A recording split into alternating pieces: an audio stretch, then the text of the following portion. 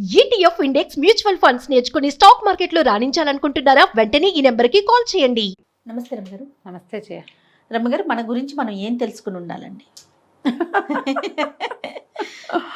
మన గురించి మనకు అన్నీ తెలియాలి జయ. అన్నీ తెలియాలి కదా. మన శక్తియుక్తులు, ఆ, మన బలాలు, మన బలహీనతలు, మన భయాలు, మన అనుమానాలు అన్నీ తెలియాలి. ఖచ్చితంగా తెలియాలండి. మనమేంటో ముందు మనకి తెలియాలి. నాకేం కావాలో నాకు తెలిసి ఉండాలి కదా. ఇప్పుడు అన్నం తినడానికి కూర్చున్నాం అనుకో జయ, ఆడు వడ్డిస్తున్నాడని తింటాము మనం. మనకి కొన్ని టేస్ట్లు, ఇష్టాలు అవి ఉంటాయా? రుచులు కావాలనే తర్వాత feelings. మన పొట్ట తాలూకు సైజు, అంత Size. సైజా ఇంత సైజా ఇంతే ఉంటాయి. ఇది ప్రధానం. సైజు. దీంతో పాటు మన అరుగుదల, మనకు అది ఎంత మటుకు సూట్ అవుతుందో తెలియాలిగా. ఎంత మటుకు అన్నీ తెలుసుకోవాలి జయ. మనం ఏంటంటే చాలాసార్లు మనని గురించి మనం చాలా ఎక్కువ ఊహించుకుంటాం, అదొక సమస్య. మనం చాలా తక్కువ, మన వల్ల కాదని ఏమీ చేయకుండా కూర్చుంటాం, అది ఇంకో సమస్య. రెండు సమస్యలే. అబ్బో ఇవన్నీ నాతోటి కాదబ్బా, ఇవన్నీ ఎవరు చేస్తారు, అబ్బా మళ్ళీ ఇంకా పని చేయాలా, ఈ పని ఎవరు చేస్తారు, ఎంతెవరు చేస్తారు, నా వల్ల అంత కాదు, మనతోనే అంత కాదు, ఇవే. అలాగే గెంటుతూ చేస్తాం, నిజంగా వెళ్తే చేసేస్తాం. కానీ నా వల్ల కాదబ్బా, బాబు ఇంత పనే నేను చేయలేను. మా చిన్నప్పుడు మా బావ చెప్తుండేవారు, పెరుగాను అబ్బా ఏంత అండక ఇంత అన్నం పెట్టేసో, పెరుగాను ఎక్కువైంది ముందు తినేవే అంటుండేవారు. ఎంత ఎక్కువైందో చూపించారు, ఇంత ఎక్కువైంది, అది ముందు తినేసి ఇప్పుడు నీది నువ్వు తిను, అయిపోయే. బాగుంది. ఎప్పుడు ఆయన రెగ్యులర్ డైలాగ్ అదే ఉండేది, ఎక్కువైంది ముందు చేసేయాలి.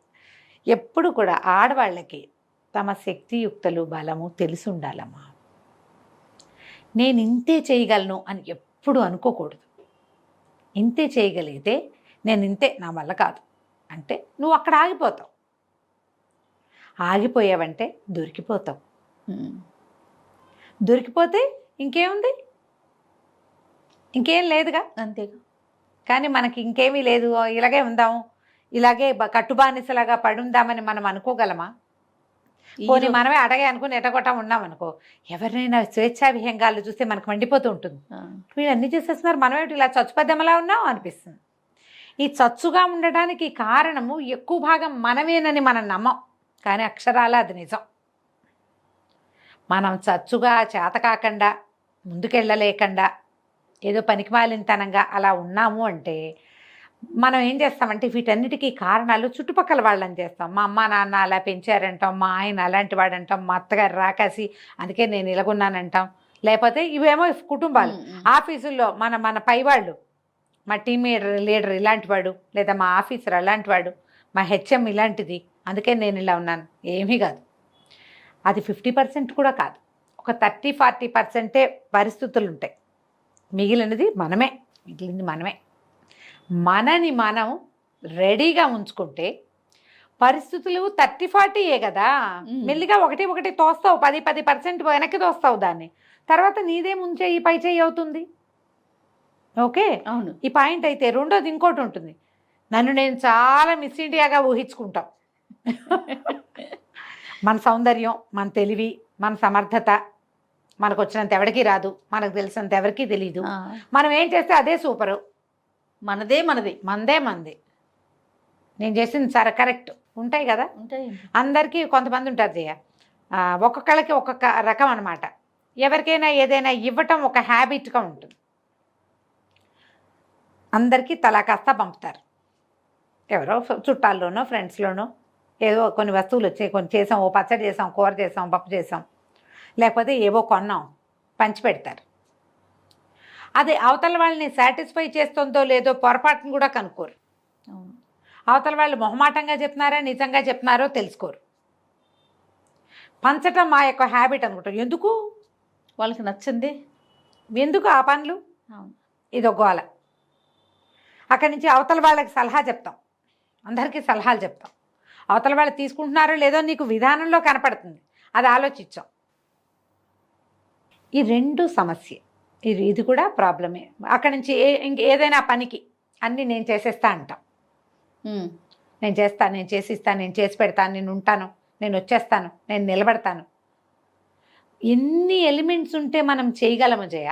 మరి ప్రతిసారి చేయగలుగుతామా? చేయలేం కదా. పోనీ దానికోసం చాలా కష్టపడుతున్నాం అనుకో, తగిన విలువ లభించట్లేదని ఫీల్ అవుతాం. మనకి విలువ లభించని చోట సహాయాలు చేయొద్దు, లేదా విలువ ఆశించకుండా ఉండు. పోనీ చేసి ఆశించొద్దు. నేను చేయదలుచుకున్నా చేసా అంతే, వాళ్ళు ఏమనుకున్నా సరే. కానీ వాళ్ళు బాగా చేయట్లేదు, నిలబెట్టుకోలేదు, వాళ్ళు నిలబెట్టుకోవట్లేదు.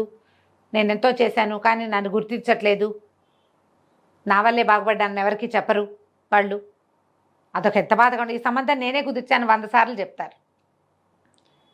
వాళ్ళు చెప్పాలి కదా, అసలు వాళ్ళు చెప్పాలి కదా. అసలు వాళ్ళు చెప్పాలి కదా. ఇప్పుడు నువ్వు ఒకళ్ళకి ఒక సహాయం చేసావు, లేదా నువ్వు ఒక పని చేసావు, మనమే ఓ పని చేసాం, ఎంత బాగా చేశారు అని 10 మంది అంటారా? మేము చేసాం చూడండి అని నువ్వే చూపించుకుంటావా? ప్రస్తుతం అట్లానే ఉన్నాం కదా. కదా, నేను చేశాను చూడండి చూడండి అంటారు, అంటారు అంతే. ఓహో అనరు. అనరు. ఈ ఓహో అనిపించుకోలేని పని ఎందుకు? ఓసారి చేసావు 2 సార్లు మానే హాయిగా. శక్తియుక్తులు తెలుసుకోండి. ఇప్పుడు మీకు అదైనా సరే సమస్యే, ఇదైనా సమస్య. ఓసారి అలాగో ఉంటాం, ఓసారి ఇలాగో ఉంటాం మనం. కానీ ఎల్లప్పుడూ అలాగో ఇలాగో మాత్రమే ఉండకూడదు, మధ్యస్థంగా కూడా వెళ్ళమంటారు. మధ్యస్థంగానే ఉండాలి. ఏదో ఒక సందర్భంలో డెస్పరేట్గా అవుతాం జయ, మనము పరిస్థితులు చేయి జారిపోతున్నట్టు, అదుపు తప్పిపోతున్నట్టు అనిపించినప్పుడు మనం లోగా ఫీల్ అవుతాం. ఫీల్ అయ్యి నాతోటి ఏం కాదు, నేనేం చేయలేను, నేను దద్దామని, నా వల్ల అవ్వదు అని ఒక రకమైన డిప్రెసివ్ స్టేట్లోకి వెళ్తాం. ఈ డిప్రెసివ్ స్టేట్ థింగ్ సహజం, కానీ ఇది రెగ్యులర్ ప్రోగ్రామ్గా ఉండకూడదు. అవును. దానివల్ల ఏమవుతుంది, క్రమంగా మీరు డిప్రెసివ్ మోడ్లోనే ఉంటూ ఉంటారు. అది మీకు మంచిది కాదు, మీ ఆరోగ్యానికి మంచిది కాదు, మీ ఫ్యామిలీకి, మీ సమాజానికి అసలు మంచిది కాదు. డిప్రెసివ్ మోడ్లో ఎప్పుడు అన్నిటికీ ప్రతిదానికి డీలా పడిపోవటం, ప్రతిదానికి మొహం వెళ్ళాడేయటం, ప్రతిదానికి ఏడ్చి మొత్తుకోవటం, మోటివేట్ అవ్వకపోవటం, ఇది మంచిది కాదు. ఇవన్నీ మీకు మానసిక సమస్యలకి దారితీస్తాయి. ఈ డీమోటివేట్ అయిపోవటము, లేదా డిప్రెసివ్ మోడ్లో ఉండడము, వీటితోటి ఏమవుతుంది, పీరియడ్స్ అలాంటివన్నీ డిస్టర్బ్ అయిపోతాయి జయ. హార్మోన్స్ డిస్టర్బ్ అవుతాయి,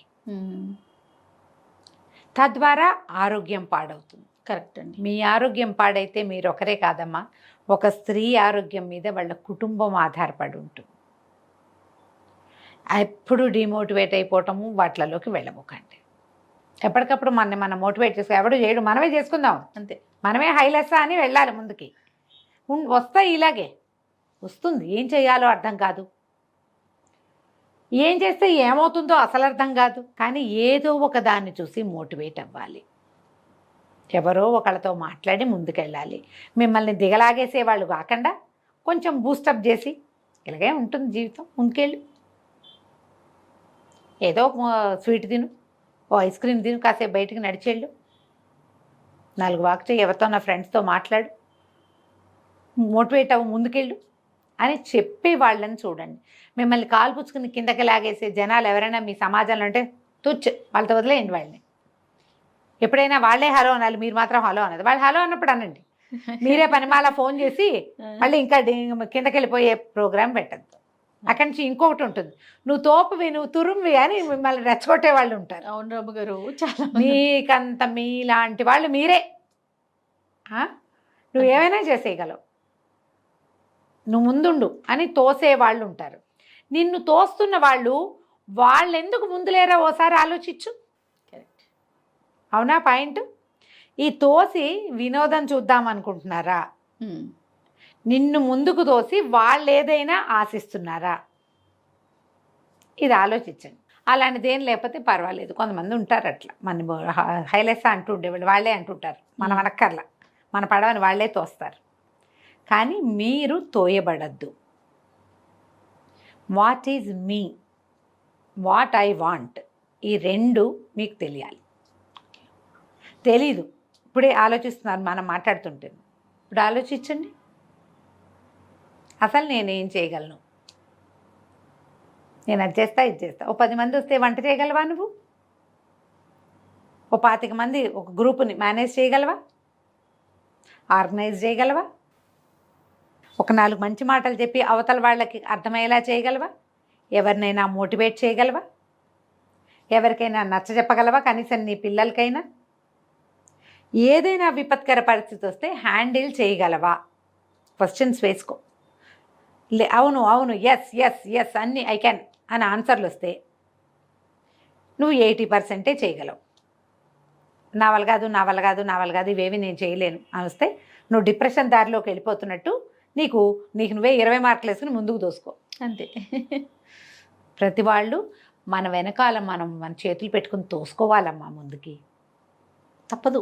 నువ్వు పరిగెత్తి పైకెళ్ళి పతాకాన్ని అంటుకుంటాను అనకూడదు, కింద చతికిలబడి నేలకు అంటుకుపోతాను అని అనకూడదు. నువ్వు పతాకాన్ని అందుకోగలవు, జీవితం బాగుంటుంది నీకు ట్రై చేస్తేనే. తప్పకుండా. సరిగ్గా ఆలోచించండి.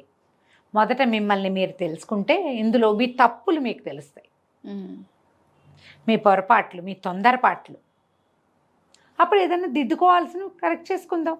మీరే ఒక టీం లీడర్గా ఉండొచ్చు కదా ఒక సంస్థకి. ఇప్పుడు నువ్వు సీఈఓ ఇక్కడే ఉన్నావు, అప్పుడప్పుడు నీకు కూడా కరెక్షన్స్ అవసరపడతాయి కదా. 100% అవసరం రమ్మగారు. ఈ కరెక్షన్ వల్ల 99 కాదు 100% అవసరం.